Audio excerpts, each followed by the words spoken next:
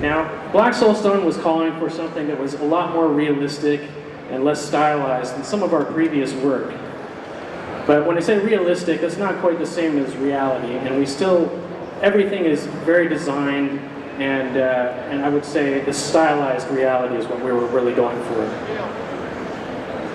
Now, in order to achieve that more realistic look that we were going for, we had to adopt a number of techniques and technologies that have been used by some of the major motion picture visual effects studios. And I wanted to just say a quick thanks to John Lands and Chris Rock and all of the tools and development team guys who did such an amazing job improving our RenderMan pipeline throughout this production. So, lighting Leah, nobody looks good under a harsh spotlight. And so when we got into lighting Leah, we had to make some choices regarding the type of light sources that we were using.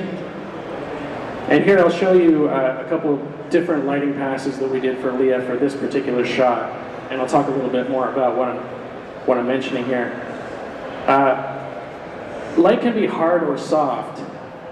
And basically what that means is a hard light gets very sharp shadows, gets a lot of crisp details. A soft light is a lot more flattering for a character. How you achieve a hard or soft light is really a matter of how big the light source is.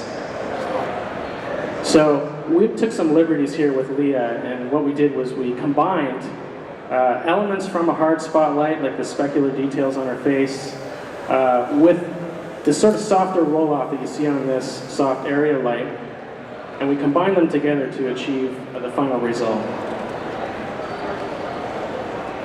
Now, when you're lighting a shot is all about layers.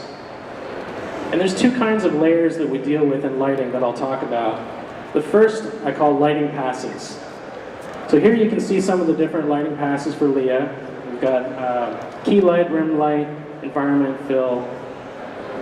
Now, light is additive, and what that lets us do is we can render out each of these lighting passes completely separate, and then we just add them all together to create the final result. So here you can see them adding together, and we've got the total lighting result for Leah.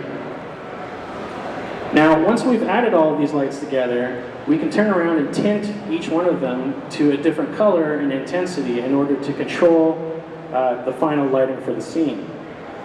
So here I'll show you an example where I'm tinting the different light colors to create completely different lighting results just using the same lighting passes. So the second kind of lighting layer that we talk about I call render elements. And these are just the various components of a shot. And sometimes you have to separate a shot into these render elements simply to get it to render. And other times you separate it so that you have control over each of the layers. And so you've got a matte painting background, you've got Asmodan, Leah, etc. And each of these render elements basically just gets layered from the back to the front. And so this is sort of a simplified example of how that works. We generally have many, many more layers than this, but this gives you the idea. And so here's the final lighting for the shot.